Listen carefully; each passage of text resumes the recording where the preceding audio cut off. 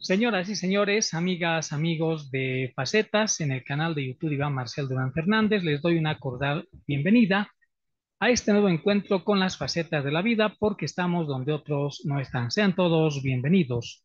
Hoy es la edición correspondiente a este domingo 15 de octubre del año 2023. Gracias por suscribirse y a quienes no lo hicieron les invitamos a compartir mediante la suscripción todos y cada uno de los programas que de manera periódica envía Facetas para todo el mundo. Bienvenidos sean todos. El programa de hoy, señoras y señores, quiero dedicar al tema estrictamente jurídico, en todo caso a destacar la redacción, la elaboración de obras jurídicas aquí en la ciudad de Potosí. Pero antes deseo hacer una especie de introducción para referirnos primero a que la legislación boliviana ha tenido bastantes facetas, bastantes etapas, diría yo. Muchas de esas etapas, en su mayoría, han estado relacionadas a los gobiernos de turno, pero también han estado relacionadas al mecanismo legal de formación de todos y cada uno de esos instrumentos legales.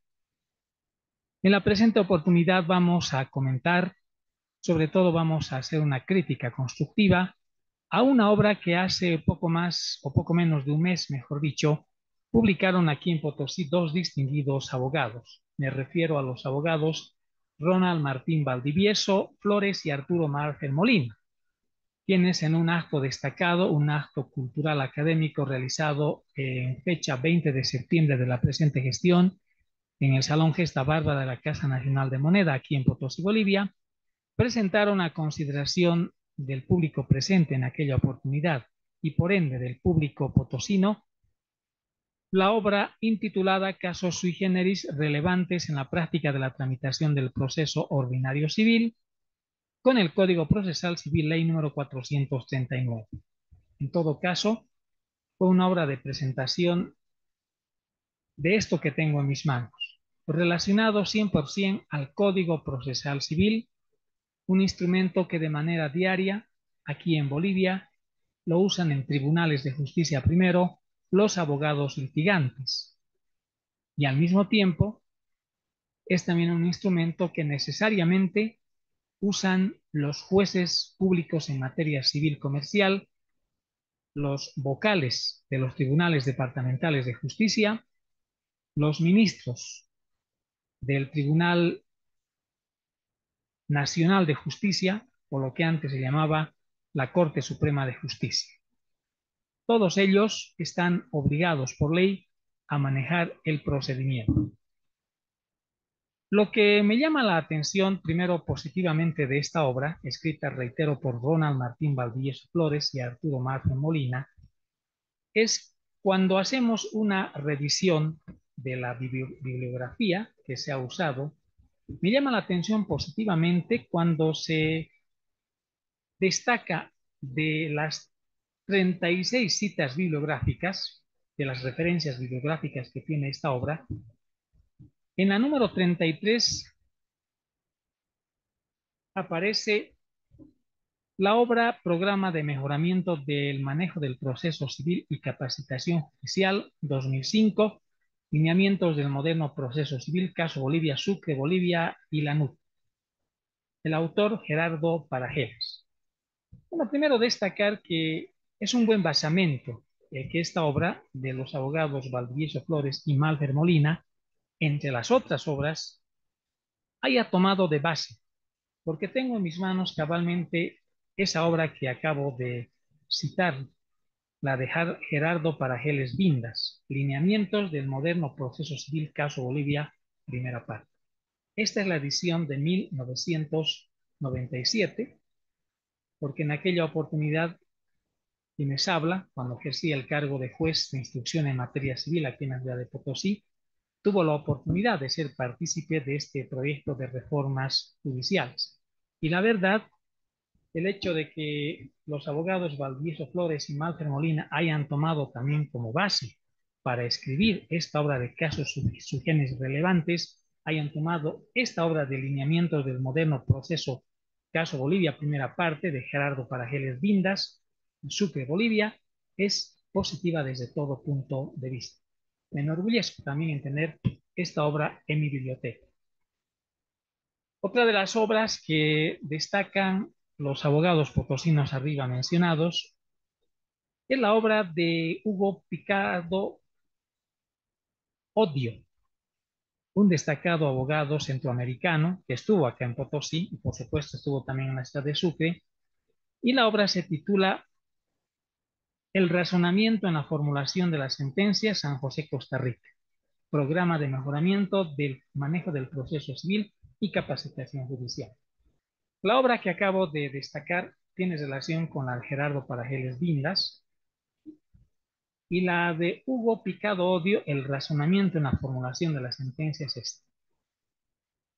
Es una obra que fue publicada por el Consejo de la Judicatura y auspiciada por el Programa de Reformas Judiciales financiadas por el Banco Mundial de Bolivia en la gestión 1998 en la ciudad de Sucre, Bolivia. Y esta es una obra que de verdad es también muy positiva y muy importante porque nos habla primero de los antecedentes históricos de la sentencia, su razón esencial de ser, nos habla de la cosa juzgada, de los actos procesales, la sentencia y su clasificación, la fragua de la sentencia, la consideración de interés en torno a la labor del juez al emitir una sentencia, la elaboración y la estructura de la sentencia. De tal manera que estas dos obras, señoras y señores, han sido tomadas en cuenta por esta magnífica obra de Ronald Martín Valdivieso Flores y Arturo Malfer Molo.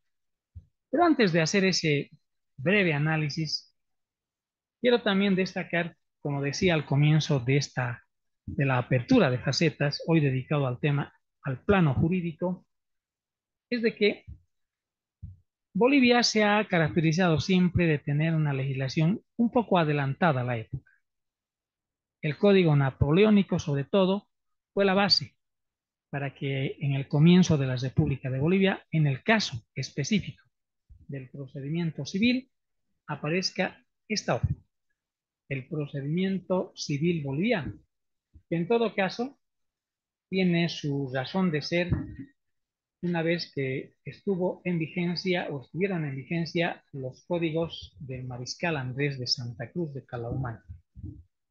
Esta obra, la del procedimiento civil, en todo caso, es muy importante que todos los estudiantes de derecho, en este caso, tengan en cuenta.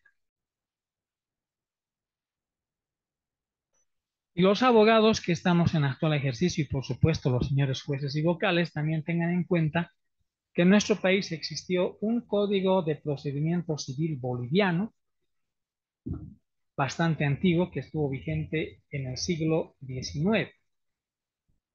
Estoy seguro que este código estuvo vigente prácticamente, el procedimiento civil boliviano, estuvo vigente hasta 1976, año hasta el 1 de abril de 1976, porque el 2 de abril de 1976, mediante un decreto ley, el decreto ley número 12.760 de 8 de agosto de 1975, en el gobierno del entonces coronel Hugo Banzer Suárez, se puso en vigencia el Código de Procedimiento Civil que sustituyó al procedimiento civil boliviano, que reitero estuvo vigente a partir del siglo XIX.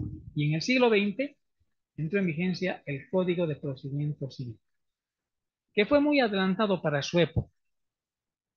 Y es evidente que era un procedimiento civil donde tenía mayor preponderancia el sistema escrito.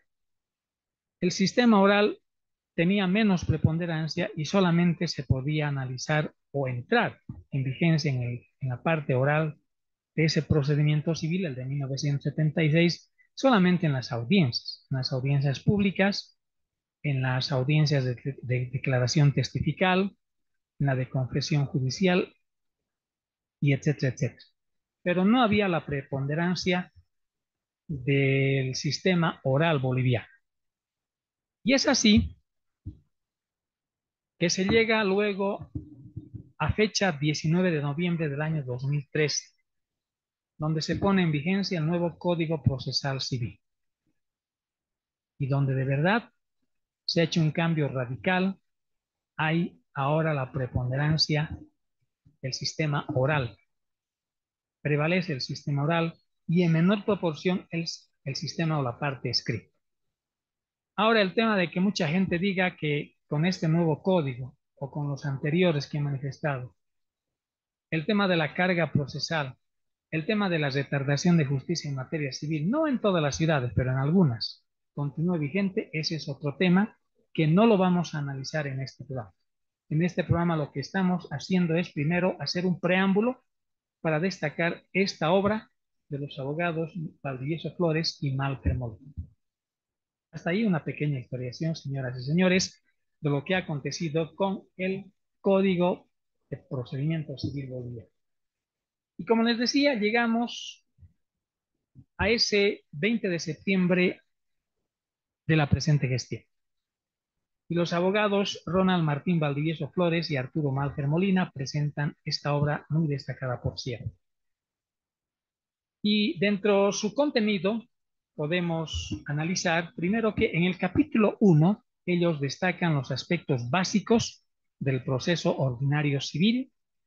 En el capítulo 2 se destaca la instancia escrita del proceso ordinario civil. Y en el capítulo 3 se destaca lo que había manifestado hace algunos segundos, la instancia oral del proceso ordinario civil. En esta oportunidad vamos a hacer una pequeña crítica, un pequeño enfoque de lo que significa el capítulo 1 de los aspectos básicos del proceso ordinario civil de esta obra que estamos comentando. No vamos a hacer una crítica ni un comentario respecto del capítulo 2 ni del capítulo 3, porque consideramos que esta es una parte más técnica que en este programa no tendríamos el suficiente tiempo como para hacer el análisis. Además, al hablar del tema de los requisitos y forma del contenido de la demanda, la formalización de demanda sobre la base de una diligencia preparatoria o medida cautelar, el tema de la interposición de excepciones, el tema de la percepción de nulidad, los principios que la sostienen, su oportunidad de planteamiento, lo referente a la excepción de demanda defectuosamente propuesta y a las otras excepciones, y en lo referente a la instancia oral del proceso ordinario civil, hablar de las actividades previas a considerarse en audiencia preliminar, la fijación del proceso objeto de la prueba, el principio de verdad material, la oportunidad del ofrecimiento y producción de los medios de prueba, número de publicaciones, etcétera, etcétera. Reitero, no lo vamos a analizar porque son temas importantes, ¿sí? Pero técnicos que tendrían más que analizarse o mejor aplicarse dentro de un juicio. Y en todo caso las facultades de derecho son las llamadas para hacer ese análisis. Pero sí vamos a hacer un análisis breve, por supuesto, del aspecto, o mejor, del capítulo 1 referido a los aspectos básicos del proceso ordinario civil. Y algo que estoy seguro que todos los abogados deben tomar en cuenta y con bastante énfasis reiteran Ronald Martín Valdivieso Flores y Arturo Malfer Molina, es que los no abogados, en este caso ahora, tienen que saber que cuando hay un problema en el área civil, hablar de las relaciones patrimoniales, extrapatrimoniales, hablar de los contratos, de las obligaciones, de los derechos reales, hablar de las personas. Cuando hay contención, cuando existe pugna de intereses en cualquiera de esos aspectos que he señalado, llegar a la solución de ese problema en el ámbito judicial, en el ámbito del proceso civil, necesariamente debe efectuarse a través del proceso ordinario, como cabalmente manifiestan acá en su obra los dos abogados mencionados en casos sui generis relevantes en la práctica y tramitación del proceso civil. Yo diría con detalles de bastante lujo, que me parece bastante didáctico. En la página 13 se habla primero de los aspectos básicos del proceso ordinario civil, de los procesos de conocimiento. de la naturaleza del proceso ordinario civil y la diferencia entre el proceso ordinario y proceso civil. Hemos hecho una especie de recapitulación de esta parte de la mencionada obra. Y en todo caso, el proceso ordinario, que es un proceso de conocimiento solemne donde se van a discutir, analizar y al final probar para que salga una sentencia, después de haber dilucidado, analizado, comprobado aspectos o puntos controvertidos, se va a llegar al convencimiento a través del juez, desde luego, de que en ese proceso ordinario, primero, el proceso ordinario es un proceso de conocimiento, es un proceso modelo y es un proceso finalista. Y es un proceso de conocimiento porque el juez conoce la única verdad. Por eso les decía que en este proceso se pueden discutir, analizar temas totalmente controvertidos que no podrían hacerse en un proceso interdicto, en un proceso monitorio, como el proceso ejecutivo, por ejemplo, no podrían hacerse, o en otro tipo de procesos, a no ser, reitero, que sean procesos ordinarios. Y de esto prácticamente casi no difiere mucho con lo que decía el antiguo procedimiento civil boliviano, sobre todo el de 1976. Entonces, lo que me parece positivo es que Valdivieso Flores y Malfer Molina destacan y hacen una especie de explicación bastante pedagógica, no solamente para los estudiantes de Derecho, porque alguna vez hay que reconocer, porque somos seres humanos, todos, alguna vez los abogados hemos tenido que equivocarnos, tenemos que ser sinceros. No quizás en decir interpongo un proceso ejecutivo antes que un ordinario o viceversa, pero hay dudas muchas veces. Y ahora, por ejemplo, lo que he visto en tribunales es que se va más rápidamente a interponer el proceso extraordinario, como por ejemplo en el hecho de poner fin a la copropiedad. Pero para llegar a poner fin judicialmente a la copropiedad a través de una sentencia, me imagino, y por la práctica que uno tiene, que todos los copropietarios de un bien, se entiende bien inmueble, tendrían que estar plenamente de acuerdo en que cada uno sepa cómo le corresponde su alícuota parte. Y por supuesto, tendrían que los documentos o los títulos que justifican la causa traslativa de dominio público, que es el título de propiedad en todo caso, tendría que estar saneado para que tenga su valor de acuerdo al Código Civil. Pero en la práctica hemos visto que no ocurre. Muchos abogados, con el respeto que merecen nuestros colegas, es interponer el proceso extraordinario, en el caso específico que comento, pero en el desarrollo del proceso se empiezan a salir puntos controvertidos o una de las partes recién se da cuenta que no está de acuerdo o que no debía hacer ese paso correcto.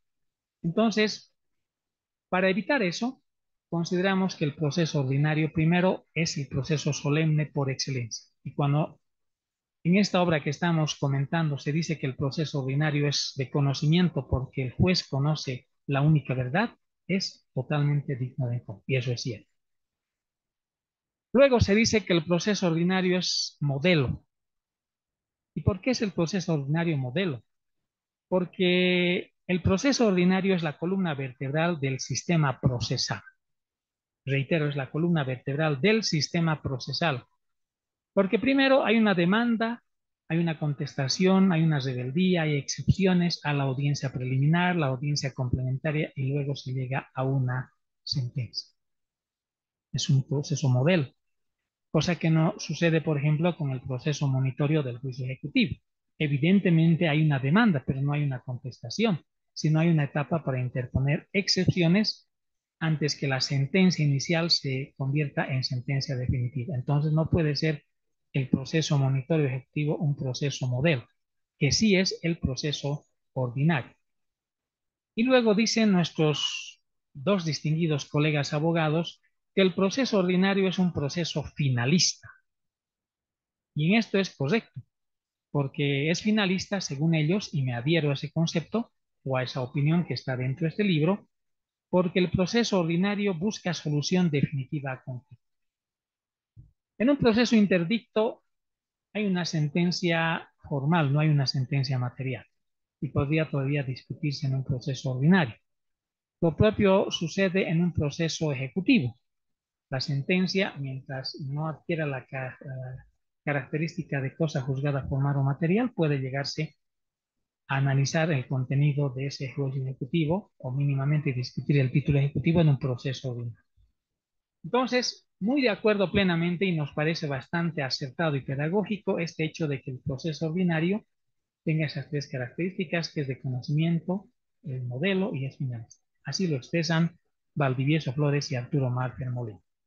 El proceso ordinario, al final, es un proceso no especial, porque los otros procesos que como ejemplo he manifestado y que están acá en el Código Procesal Boliviano son especiales, en tanto que el proceso ordinario no lo es.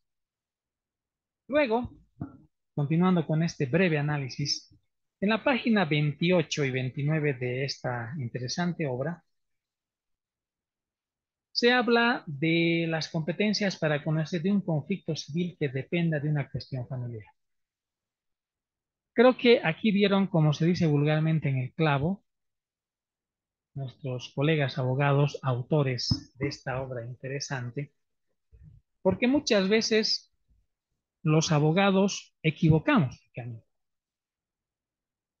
Yo lo digo con todo respeto, en este momento también estoy en ejercicio de la abogacía libre y en aquella oportunidad cuando fui juez de instrucción en materia civil aquí en Potosí, también pude conocer, aprender y apreciar que algunos abogados se equivocaban en el camino y a veces interponían una acción civil, entre comillas, cuando en realidad se tenía que interponer una acción familiar. Y aquí me parece que los abogados de esta obra han dado en el clavo, porque dicen al final casi de la página 28, de identificarse una cuestión civil que dependa de otra familiar, reitero, de identificarse una cuestión civil que dependa de otra familiar, es decir, que no puede todavía analizarse, discutirse ni resolverse la cuestión civil porque esta aparentemente depende de una familiar. El juez competente para resolver y conocer el asunto no es el juez en materia civil, sino que es la competencia del juez público o de familia. Si vamos a ir a un proceso ordinario, por ejemplo, a hablar temas de sucesión hereditaria, una división y partición, etcétera, etcétera, si todo está saneado, si están ahí los coherederos, los herederos, pues lógicamente ese juicio, ese proceso ordinario civil, va a poder ventilarse en el área civil. Pero ¿qué pasa cuando la parte demandada, en todo caso, no tendría que ser la parte demandante o actora, sino la parte demandada, perdón, empieza a analizar y empieza a observar que una de las partes aparentemente o presuntamente no tiene la calidad de heredero? En otras palabras, se está dudando de la legitimidad y de la legalidad que tiene XX en su condición de heredero. Ahí, por ejemplo, o en otras palabras, para que se me entienda, Juan Pérez, que es el heredero, por decir, en una sucesión hereditaria, a decir de la otra parte, no fue hijo del decuyus o no fue hijo de la persona que murió y que ha dado lugar a la apertura de la sucesión. En ese momento, uno se da cuenta que se está dudando de la legitimidad del parentesco. Se dice, el heredero XX no fue hijo del que murió. Se está dudando. O no fue hijo reconocido, etcétera, etcétera. Entonces, si aparecen esos aspectos y si hacemos honor a lo que dice esta obra, es correcto cuando se dice, no puede entrarse a resolver el asunto civil directamente, sino que previamente hay que analizar, hay que resolver el tema de la legitimidad, de la legalidad de ese paréntesis. Y en esa parte me parece muy, muy atinado lo que dicen los abogados Valdivieso Flores y Arturo Márquez Molina en esta obra. Y hacen notar al final un caso de jurisprudencia que también va a ayudar un poco a entender este tema y está casi al final de la página 29 de esta obra y dice: Auto Supremo número 146 de 28 de julio del año 2004. Si previamente debe dilucidarse la filiación y relación de parentesco para determinar conforme a ley quién tiene el derecho de heredar bienes, lo que les decía, según la naturaleza del asunto o por razón del territorio y que en caso de plantearse una cuestión civil que dependa de otra familia será competente para conocer de ella el juez de familia. Artículos 380, 373-C del Código de Familia. Nos parece magnífico el haber anotado esta parte para evitar sobre todo confusiones y a veces errores que todos hemos cometido alguna vez. No podemos decir que yo nunca cometí o que no cometió, porque reitero, como abogados somos humanos, pero en lo posible hay que tratar de evitar cometer esos errores, porque de lo que se trata aquí es de no perder el tiempo y garantizar de que la atención como abogado a quienes contratan los servicios de aquel no debe ser de la mejor ni excelente, pero sí, siendo la abogacía una obligación de medios y no de resultados, debe acercarse a la parte ética y a la parte legal. Luego, en la página 35 de la obra Casos sui generis relevantes en la práctica de la tramitación del proceso ordinario civil, también nos hallamos con otro tema que nos parece bastante importante. Reitero, en la página 35 dice: ante la confusión que existe sobre el procedimiento que se debe seguir en caso de plantearse una cuestión civil que dependa de otra familiar, también se considera lo siguiente. Los procesos en los que en la demanda se plantea una cuestión civil que dependa de otra familiar deben seguirse a la normativa sustantiva familiar y sustantiva civil. Y en la determinación del objeto del proceso y particularmente el objeto de la prueba, deben fijarse entre los primeros puntos a probar aquellos relativos a la cuestión familiar. Y en la última parte dice, atención, el conocimiento y resolución de la división y partición de bienes sucesorios, dentro de los cuales pueden existir bienes gananciales, no debe considerarse como una cuestión civil que dependa de otra familiar, por lo que debe ser atendido por jueces en materia civil. Y aquí hay un interesante ejemplo. Dice, si en un proceso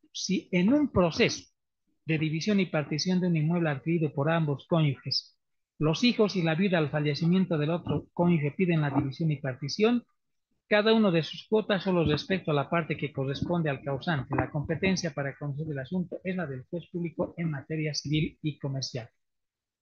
Esto es concreto. Digamos, la parte inversa del ejemplo que di hace algunos minutos y que tiene relación con lo que está en esta obra. Si vamos a ir a un proceso ordinario de división y partición de bienes sucesorios, no habrá mayor problema en decir, bueno, se está en duda la legitimidad, la legalidad del parentesco de uno de los coherederos herederos. Si todo está en orden, no habrá por qué ver el tema familiar. Tampoco no habrá por qué ver, no habrá una razón legal para dudar que el cónyuge supérstite, en este caso, es decir, puede ser la viuda o el viudo, no habrá por qué dudar si esa persona tiene su condición de tal, porque eso simplemente se demuestra con el certificado de matrimonio y por supuesto con la declaratoria de herencia.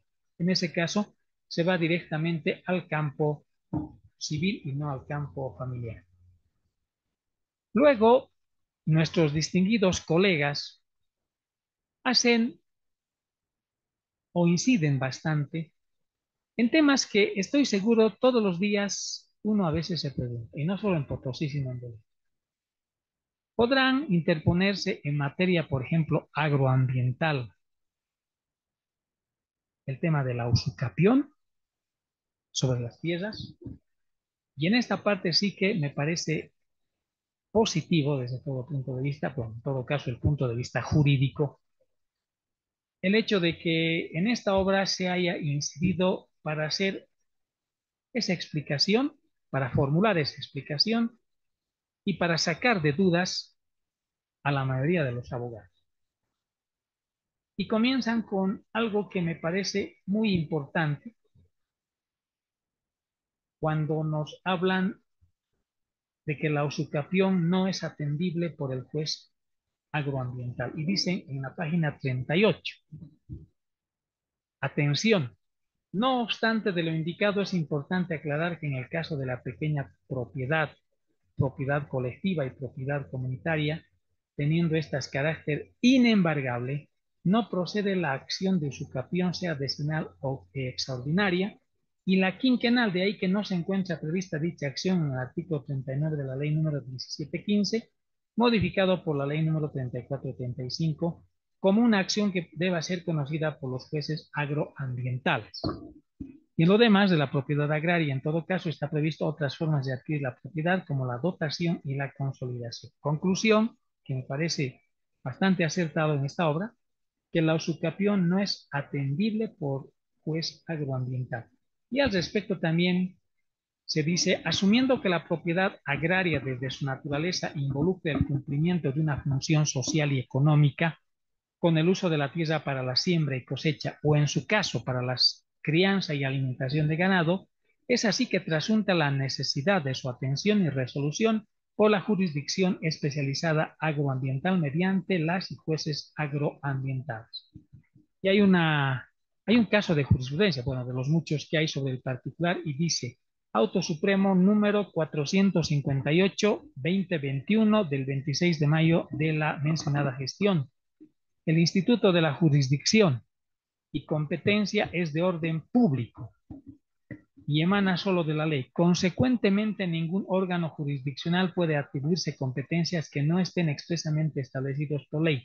Y respecto de los jueces agroambientales, sus competencias están específicamente señaladas en el artículo 39 de la ley número 1715, entre las que no se encuentran la acción de usucapión decenal o extraordinaria.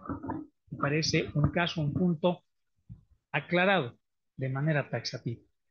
En materia agroambiental o ante los jueces agroambientales no se puede interponer usucapión, que muchas veces sí nos hemos enterado, algunos abogados han interpuesto a nivel nacional. En la página 43, continuando con el análisis de esta interesante obra, se habla de la competencia en conflictos civiles por la jurisdicción indígena originario campesino. Esto en la página 43.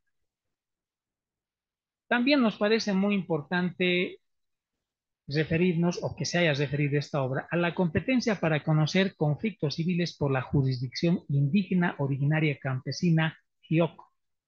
El artículo 191, parágrafo 2 de la Constitución Política del Estado Plurinacional de Bolivia, concordante con el artículo 160 de la ley del órgano judicial, señala que la jurisdicción indígena originario campesina se ejerce en los siguientes ámbitos de vigencia personal, inmaterial y territorial. 1. Están sujetos a esta jurisdicción los miembros de la nación o pueblo indígena originario campesino, sea que actúen como actores o demandados, denunciantes o querellantes, denunciados o imputados, recurrentes o recurridos. 2. Esta jurisdicción conoce los asuntos indígenas originarios campesinos de conformidad a la ley del deslinde jurisdiccional. Y 3. Esta jurisdicción se aplica a las relaciones y hechos jurídicos que se realizan o cuyos efectos se producen dentro de la jurisdicción de un pueblo indígena originario campesino. Aquí lo que me parece muy, pero muy importante, así resumiendo, es esto que se habla en la página 45. Dice, al respecto, lo que antes nosotros conocíamos como los usos y costumbres, por ejemplo, pero no estaban detallados, no estaban, digamos, en un campo más específico. Y esto les comento como una experiencia profesional.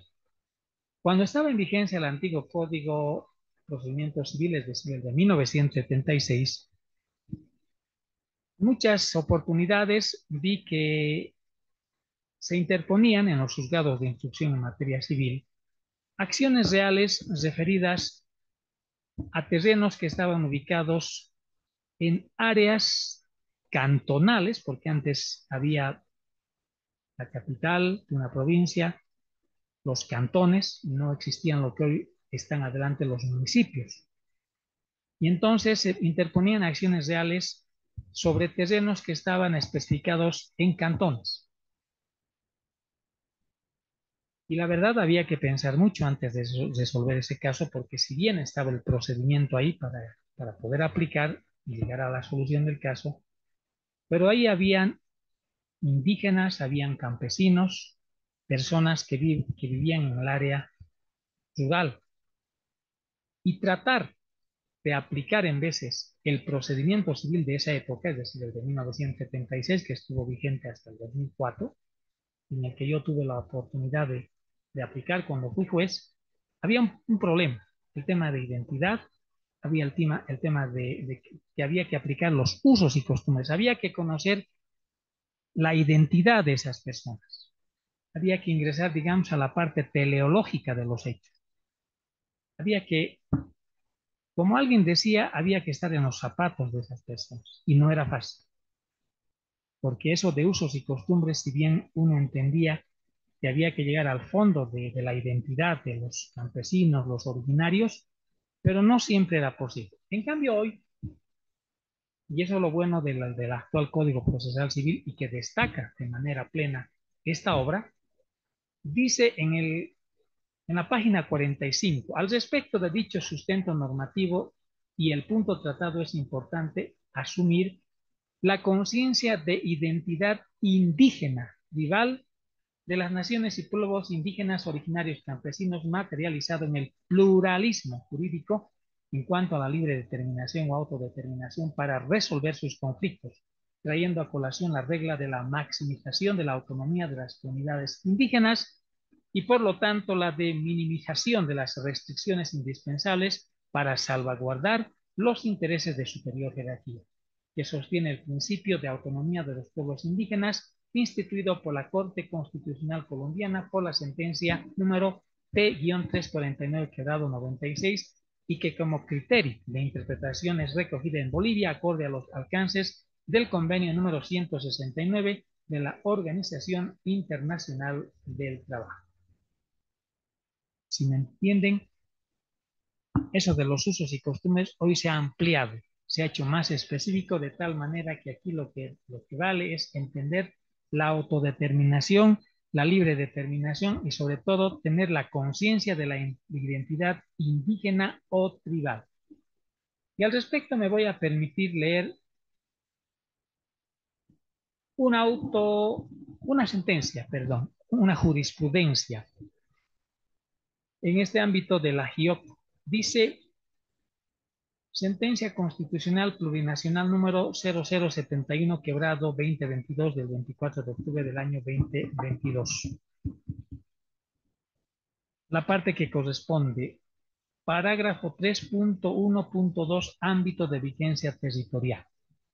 Respecto al ámbito territorial, el artículo 11 de la Ley de Deslinde Jurisdiccional señala que el ámbito de vigencia territorial se aplica a las relaciones y hechos jurídicos que se realizan o cuyos efectos se producen dentro de la jurisdicción de un pueblo indígena, originario, campesino, siempre y cuando concurran los otros ámbitos de vigencia establecidos en la Constitución Política del Estado y en la presente ley, lo que sin duda busca preservar la seguridad jurídica en las relaciones jurídicas entendida en la sentencia constitucional 0287-99-R de 28 de octubre de 1999 como condición esencial para la vida y el desenvolvimiento de las naciones y de los individuos que la integran. Representa la garantía de la aplicación objetiva de la ley, de tal modo que los individuos saben en cada momento cuáles son sus derechos y sus obligaciones sin que el capricho, la torpeza o la mala voluntad de los gobernantes pueda causarles perjuicio. Ahora bien, dicha norma también debe interpretarse en el marco del artículo 191, parágrafo 2.3 de la Constitución Política del Estado que refiere: esta jurisdicción se aplica a las relaciones y hechos jurídicos que se realizan o cuyos efectos se producen dentro de la jurisdicción de un pueblo indígena originario campesino. Con esto considero, señoras y señores, y como dice la parte final en la página 49, y la única exclusión de la GIOP viene circunscrita en relación a tratar en materia civil el derecho propietario y como tal patrimonio del Estado, que constituya propiedad del pueblo boliviano inviolable, inervagable, imprescriptible e inexpropiable, acorde al artículo 339, parágrafo segundo de la Constitución, aspecto que también es limitado en su atención y disposición al juzgador civil ordinario. Reitero, Hoy todos los temas que tienen relación con la GIOC, con la jurisdicción indígena, originaria y campesina, tienen que resolverse en ese campo. Y ahí no tiene nada que ver el ámbito civil. Luego llegamos a la página 52. En realidad tiene mucho que ver con esto de los ámbitos que estamos tratando. En la página 52 se habla del pluralismo jurídico, de su efectividad, se habla de la parte territorial, de la parte personal y de la materia, tal como hemos manifestado hace algunos minutos. Más adelante, otro de los temas que también me parece muy importante que se conozca y luego se aplique debidamente, y como dice nuestro ordenamiento jurídico, y como bien aclara esta obra de los casos sui generis, que nos referencia a los campos de la competencia para contratos administrativos de servicios y de obras. Y en esta parte estamos ingresando al área del derecho administrativo. Todos sabemos que el Estado puede suscribir a través de sus representantes contratos administrativos, contratos de servicios y de obras. Y eso es lo que cabalmente esta obra de los abogados Valdivieso Flores y Malver Molina también destacan de manera positiva, y voy a dar lectura a la parte pertinente que se haya establecida en la página 57 de esta obra. Competencia para conocer conflictos relativos a contratos administrativos de obras y servicios y cuestionamiento de los actos administrativos en la jurisdicción ordinaria civil.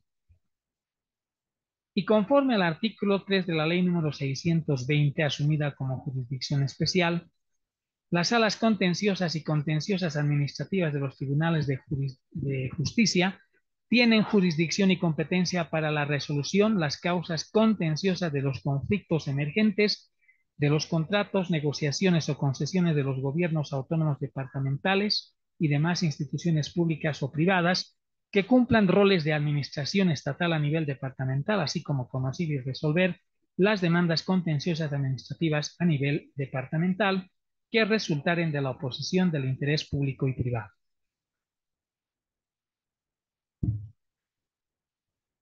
Es así que en los contratos administrativos de obras y servicios, si bien, dice la obra, si bien nos encontramos frente a una relación obligacional con efectos jurídicos emergentes, constituida entre un particular, persona natural o jurídica, y el Estado, mediante sus diferentes órganos de su estructura y organización funcional, llámese ministerios, etc., o territorial por las gobernaciones, municipios o entes públicos, en función a su misma naturaleza, involucra la satisfacción de necesidades de carácter público, ya sea para encarar la realización de una obra o la prestación de un servicio.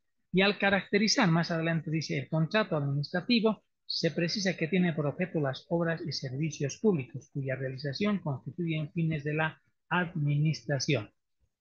¿Qué quiere decir todo esto, señoras y señores? Que este tipo de contratos, llámense de servicios o de obras, cuando hay conflictos, cuando hay problemas entre el público particular o una sociedad y el Estado, o entre instituciones del propio Estado, jamás se va a aplicar o se va a ingresar a la jurisdicción del área procesal civil. En otras palabras, para la resolución de esos conflictos, reitero que sean producto de problemas que emerjan de contratos administrativos de servicios y de obras, necesariamente se tendrá que ir al área contenciosa administrativa.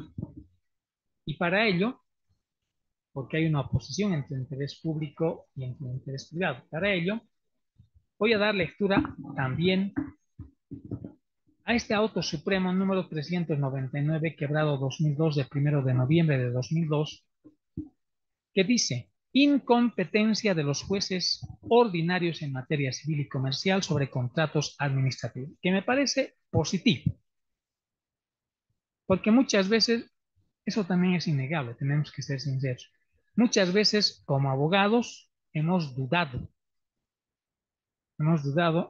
si un problema de esta naturaleza que he hablado, En la universidad nos enseñaron de manera adecuada, es cierto, nadie lo va a negar, pero en la vida profesional a veces dudamos. Y cuando tenemos a la mano un problema que se nos plantea que viene del ámbito del Estado, reitero, del tema de los contratos, entre comillas, incumplidos de servicios y obras, a veces uno duda y dice, ¿esto es civil o es administrativo?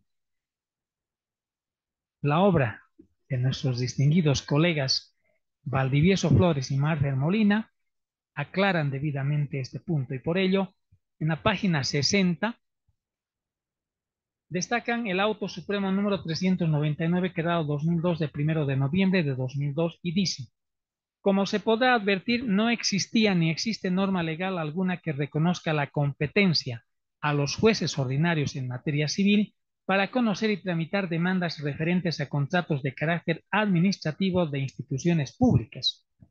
Los tribunales de instancia, al haber conocido y sustanciado en la vía ordinaria la demanda de resolución de contrato administrativo contenido en los testimonios 580 quebrado 03 y testimonio 165 quebrado 07, esta es la clave, obraron sin competencia en razón de la materia, siendo la misma de orden público determinada por ley, de observancia y cumplimiento obligatorio, sin ninguna posibilidad de ser prorrogado por consentimiento de las partes, como ocurre excepcionalmente respecto al elemento territorio y de ninguna manera respecto a la materia. Por consiguiente, las actuaciones de las referidas autoridades jurisdiccionales se encuentran viciadas de nulidad, correspondiendo dar aplicación al artículo 252 del Código Procesal Civil con relación al artículo 17, parágrafo 1 de la Ley 025 del órgano judicial. Bastante claro, pero al respecto hay bastante jurisprudencia. Entonces, en conclusión, cuando hay problemas del Estado con los particulares y que tengan relación con contratos administrativos de servicios o de obras públicas, el ámbito, la jurisdicción es el área administrativa contencioso, no el área civil. Eso queda bastante claro al respecto. Estamos presentando facetas aquí en el canal de YouTube Iván Marcel Durán Fernández. Y en la presente oportunidad, señoras y señores, estamos haciendo un análisis de la parte importante del capítulo 1 de los aspectos básicos del proceso ordinario civil, que es parte de esta obra. Proceso, casos sui generis relevantes en la práctica de la tramitación del proceso ordinario civil con el Código Procesal Civil, ley número 439. En la página 64, señoras y señores, nos vamos a referir a la competencia que se tiene en todo caso con problemas relacionados al suministro de electricidad. También es otro tema que muchas veces los abogados no dudan. Y dice en la página 64, casi en la parte infine, en el caso particular de suministro de electricidad en cuanto a conflictos que se presentan entre el usuario y consumidor y el ente que administra o provee el mismo, sea empresa pública o mixta o tercerizada inicialmente en relación a la calidad del servicio, corte del mismo, costo, medición y facturación, la instancia competente es la autoridad administrativa reguladora, que al presente es la Autoridad de Fiscalización de Electricidad y Tecnología Nuclear, AETEN. Y en cuanto al control judicial de la instancia administrativa, anteriormente se prevenía recurrir al proceso contencioso administrativo, y en todo caso la competencia del juez ordinario civil y comercial para estos casos está vedada en razón de la materia. Más claro, agua. Pero voy a leerles un caso de jurisprudencia que también señalan nuestros colegas abogados en esta su obra, y dice: incompetencia de los jueces ordinarios en materia civil respecto de los contratos de suministro de energía eléctrica. Auto Supremo, número 167, quebrado 2003, de 28 de abril del año 2003. Bajo el argumento de que no le corresponde, según la ley de electricidad y sus reglamentos, no facultaba a la empresa demandante a ocurrir a la vía ordinaria en procura de lograr satisfacción de su demanda, sino poner en marcha los mecanismos impugnatorios en sede administrativa hasta llegar, si era preciso, al contencioso administrativo ante el Tribunal Supremo, el juez, al haber tramitado un proceso en el cual estaba vedada la competencia en razón de la materia, ha viciado de nulidad los obrados, incurriendo en nulidad prevista. Les decía al comienzo de esta opinión, de este comentario sobre la obra de los abogados Valdivieso y Malfer, que generalmente los abogados podemos equivocar el camino y los jueces, en este caso en materia civil, son quienes van a delinear y señalar el camino correcto. De tal manera que este siempre es un trabajo entre los abogados libres, los asesores jurídicos y, por supuesto, las autoridades judiciales. Finalmente, en lo referente a esta parte, vamos a hablarles de lo que manifiesta esta obra respecto de la expropiación de la propiedad privada. Y dice que también es otro punto muy positivo para abrir ese panorama de conocimiento y evitar confusiones.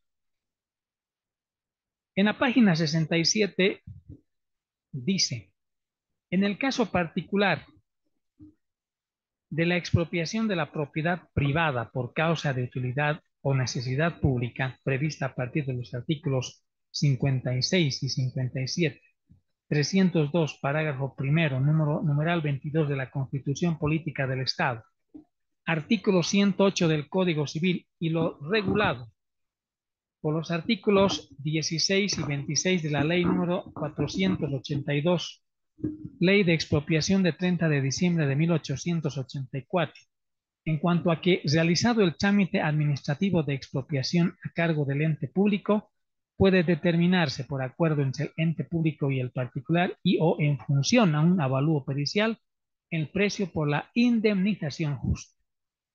Pero si existe un quiebre en esa tratativa en función a la oposición del interés público y privado y como resultado esta, ya sin acompañamiento del privado, se llega a tener un posicionamiento constituido en una manifestación unilateral del ente estatal en sus efectos como acto administrativo que determina un monto concreto por la indemnización justa. Luego dice en la parte final, ya que en lo sustancial de la oposición del interés público y privado emergente de desacuerdo sobre algún aspecto del trámite administrativo de expropiación asentado en el monto concreto por la indemnización justa, y luego de agotar las instancias administrativas de reclamación en dicho trámite, se advierte que la revisión en instancia jurisdiccional imparcial exige que sea por la jurisdicción especializada contenciosa administrativa y no la jurisdicción ordinaria civil comercial. Esto quiere decir que estos temas de expropiación por causa o necesidad o utilidad pública siempre deben tramitarse en la jurisdicción administrativa y jamás en la jurisdicción civil comercial.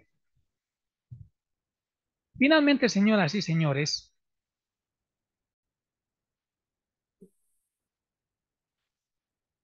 es bueno destacar lo que está inmerso en esta obra en las páginas 70 al 75 y que tienen relación con los basamentos sobre juzgamiento con perspectiva género y no discriminación y atención a personas pertenecientes a sectores vulnerables de la sociedad a considerarse en el proceso ordinario. El que les habla tiene una opinión un poco diferente a esta parte, pero es loable lo que se ha podido publicar en esta obra. Reitero, referente al tema de género, al tema, sobre todo al tema de género y al tema de personas de sectores vulnerables de la sociedad, como son los niños y los adultos. En estos últimos casos no hay mayor problema. Mi opinión personal, profesional sobre este tema es de que, y con la experiencia también de haber sido juez en materia civil, considero que no debería de existir la necesidad de incidir, de ser muy específico en estos casos, cuando en un proceso civil se pueden presentar personas que tienen diferente sexo. Y lo digo con el mayor de los respetos, pueden ser homosexuales, pueden ser lesbianas, en fin. La preferencia sexual está aceptada en nuestro país por el tema de razón de género. No es un problema. En un proceso civil no es necesario ni determinante considerar este tipo de características. Al actual proceso civil, básicamente le interesa dos aspectos cuando nos referimos a las partes procesales. La legitimación activa que debe tener el demandante o los demandantes y la legitimación pasiva que deben tener los demandados o el demandado. Es eso lo que le interesa al procedimiento civil actual. Otro tipo de consideraciones no viene al caso, porque no creo que en Bolivia exista un juez que tenga que hacer una discriminación, esa es la palabra, por temas de género para no aceptar, para no tramitar como director del proceso, tenga que hacer consideraciones con referencia al género. Reitero, en materia civil, en materia procesal civil, lo único que interesa es la legitimación activa y la legitimación pasiva. Y esto, señoras y señores, tenemos que ir corroborando a partir de los siguientes grados de legislación. Primero debemos considerar, y creo que todos los abogados, los jueces en todo caso, y no están tampoco al margen nuestros distinguidos colegas Ronald Martín Valdivieso Flores y Arturo Márquez Molina, en considerar que estos temas de género, sobre todo en razón de evitar la discriminación por el tema de la preferencia sexual, no importan al proceso civil, porque reitero, el proceso civil solo debe tomar el tema de la legitimación activa, de la legitimación pasiva. ¿Qué es la legitimación activa? Es la capacidad procesal para demandar. Y la legitimación pasiva es la capacidad procesal para ser demandado. Solo le interesa el proceso civil. Y para ello tenemos, señoras y señores, y también estimados colegas que seguramente abogados que están viendo este programa de facetas, los jueces deben tener exclusivamente en cuenta esto. El artículo 1 del proceso civil, que se refiere a los principios del proceso civil, los puntos 5 y 3. El punto 5 dice inmediación. Permite a la autoridad jurisdiccional el contacto personal y directo con las partes en la audiencia, con la prueba y los hechos que se alegan en el proceso. ¿Qué quiere decir? El juez, en la tramitación de los procesos civiles, está en contacto con las partes. ¿Y quiénes son esas partes procesales? El demandante, el demandado. ¿Por qué están esas partes procesales en la demanda, en el juicio? Porque tienen legitimación activa y tienen legitimación pasiva. Nada más, no hay otro aspecto. Eso debe tomarse en cuenta de acuerdo al artículo 1.5 y al punto 13 del proceso civil. Reitero, que dice igualdad procesal. La autoridad judicial durante la sustanciación del proceso tiene el deber de asegurar que las partes estén en igualdad de condiciones en el ejercicio de sus derechos y garantías procesales sin discriminación o privilegio entre las partes. Más claro, algo.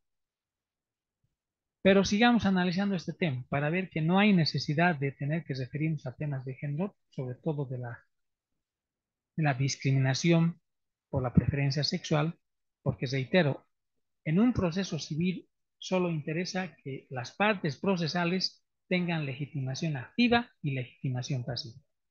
Lo que acabamos de leer dice el Código Procesal Civil de Bolivia, artículo 1.5 y 3. ¿Qué dice la Convención Americana sobre los Derechos Humanos, el Pacto de San José de Costa Rica? Vamos a ver. La Convención Americana sobre los Derechos Humanos del Proyecto San José de Costa Rica, en el artículo 5,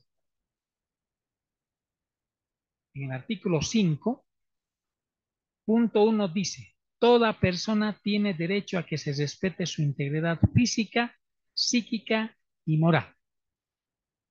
¿Qué dice el artículo 11? El artículo 11 dice, en el punto 1, toda persona tiene derecho al respeto de su honra y al reconocimiento de su dignidad. ¿Y qué dice el artículo 24 también de la Convención Americana sobre los Derechos Humanos del Pacto de San José de Costa Rica? El artículo 24 dice, igualdad ante la ley. Todas las personas son iguales ante la ley, en consecuencia tienen derecho sin discriminación a igual protección de la ley. Y finalmente, ¿Qué es lo que dice nuestra Constitución Política del Estado Plurinacional de Bolivia? El artículo 14 de esta Constitución, parágrafos 1 y 2, habla de los derechos y garantías. El parágrafo 1 dice, todo ser humano tiene personalidad y capacidad jurídica con arreglo a las leyes y goza de los derechos reconocidos por esta Constitución sin distinción alguna. Y el parágrafo 2 dice, el Estado prohíbe y sanciona toda forma de discriminación fundada en razón de sexo, color, edad y orientación sexual. En tanto que el artículo 15 dice toda persona tiene derecho a la vida y la integridad física, psicológica y sexual, etcétera, etcétera. En el tema de los adultos mayores se entiende que deben merecer la protección, se entiende, y el juez, como director del proceso, tiene que tomar muy en cuenta que no es lo mismo la actuación de una persona de la tercera edad, ya sea en calidad de demandante o demandado, cuando ingresa a un proceso civil, lo propio de las mujeres y lo propio de los niños. Mayormente sobre el tema no hay discusión, solamente esa pequeña observación que acabo de hacer. En conclusión, señoras y señores, la obra casos sui generis relevantes en la práctica de la tramitación del proceso ordinario civil, con el Código Procesal Civil, ley número 439, escrita por los abogados Ronald Martín Valdivieso Flores y Arturo Marfer Molina, esta obra que tengo en mis manos, es positiva desde todo punto de vista. Esta es una gran contribución, yo diría, a la poca biografía jurídico-procesal, a la sequía de biografía de producción literaria jurídico-procesal que tiene la ciudad y el departamento de Potosí. Esta es una magnífica contribución que no solamente los abogados del Foro Potosino en sus 16 provincias, sino también el resto de los colegas abogados del Foro Boliviano Nacional van a tener la oportunidad de aumentar sus conocimientos, sobre todo de fortalecer sus conocimientos. Porque hay una cosa que es cierta. Salimos, egresamos de las universidades, específicamente de las facultades de Derecho, sea de universidad pública o privada, pero nuestra capacidad de estudio, nuestro trabajo de investigación de lo que está aconteciendo en el ámbito jurídico no debe concluir ahí. Evidentemente, el título de abogado nos otorga el derecho legal para accionar como tal en todo el territorio nacional. Pero ¿qué tal si ese accionar de ese abogado está incompleto simplemente por el hecho de que no se está actualizando de manera constante? Porque lo que para el derecho tenía una visión sobre un determinado asunto en los años 70, en los años 80 y aún en los años 90, hoy es muy diferente. Por ejemplo, estos temas de género, estos temas de electricidad, estos temas de que no puede haber en materia agraria la usucapión, yo recuerdo bien que no eran tratados así de manera específica, como alguien diría, eran tratados a vuelo de pájaro. ¿Todo por qué? Porque en el caso, por ejemplo, de temas agroambientales, no existía esta jurisdicción agroambiental, solo existían los jueces agrarios y existía en vigencia una ley de reforma agraria, la vigente desde 1952, y los abogados tenían que remitirse a eso. Es posible que antes, en los 70s, 80s y 90s, es posible que muchos jueces, no, es posible que mucha gente, por el tema de la preferencia u orientación sexual, haya tenido problemas. No me consta, no sé, pero digo, es posible, o quizás no. Es posible que haya tenido problemas de haber sufrido discriminación por su orientación sexual. Por supuesto que si eso ha ocurrido, estaba mal, porque primero nuestra constitución no era específica en ese parte, aunque sí hablaba de temas de dignidad. Pero hoy eso es más claro, más específico, aunque no hay que olvidar que este tema de la Convención Americana sobre los Derechos Humanos del Pacto de San José de Costa Rica es de 1998 y Esta convención del Pacto de San José de Costa Rica ha sido prácticamente aprobada por Bolivia en el Congreso Nacional en 1993. Entonces ya, quién sabe si existían esos problemas judiciales por caso de orientación sexual, es posible que tendrían que haber sido resueltos comenzando de esta convención. Pero no conozco un caso al respecto. Hoy, como acabo de dar lectura y como acabo de dar esa explicación, primero que está ampliamente valorizada por esta obra. Y luego también está valorizada por nuestra Constitución Política del Estado, por nuestro Código Procesal Civil y por supuesto por la Convención Americana sobre los Derechos Humanos. No me queda más que felicitar a nuestros distinguidos colegas Donald Martín Valdivieso Flores y a Arturo Marfer Molina, porque han escudriñado, han hecho un buen trabajo jurídico y estoy seguro que esta obra va a permitir abrir más el horizonte del conocimiento, no solamente en la aplicación de la ley de la justicia a la que están encargados los jueces, sino también los abogados libres. En nuestro diario batallar en los tribunales perseguimos también lo mismo, que esa administración de justicia de verdad llegue al fondo de la justicia. Porque ustedes saben que la justicia es proclamada por todos, pero es cumplida por pocos. Gracias una vez más por su atención a este programa y una vez más, hoy hemos analizado esta obra que la consideramos bastante positiva desde todo punto de vista. Felicitaciones una vez más a nuestros colegas abogados, porque estoy seguro que esta obra es de mucho interés y de mucha utilidad. Señoras y señores, hoy hemos presentado una edición bastante especial de Facetas aquí en el canal de YouTube de Marcel Durán Fernández, porque hemos dedicado buen tiempo para hacer el análisis y consideraciones de esta interesante obra. Y les reitero, esta obra tiene 3 partes, 3 capítulos, como alguien.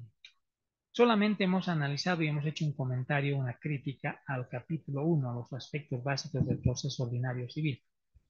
Los capítulos 2 y 3 no necesitan nuestro comentario porque esto es más técnico y tiene relación con el diario vivir, con la aplicación, comillas, práctica que hacen los abogados y los jueces. Los abogados desde su bufete yendo a defender los asuntos ante los tribunales y los jueces desde sus despachos. Eso está escrito en el Código Procesal Civil y no merece mayor comentario porque es un tema estrictamente técnico. Muchas gracias, señoras y señores. Como siempre, Facetas es un programa de redes sociales que se transmite desde Potosí, Bolivia, patrimonio cultural y natural de la humanidad para todo el mundo. Gracias por su deferencia. Volveremos en cualquier momento para presentar Facetas, las facetas de la vida. Gracias, permiso.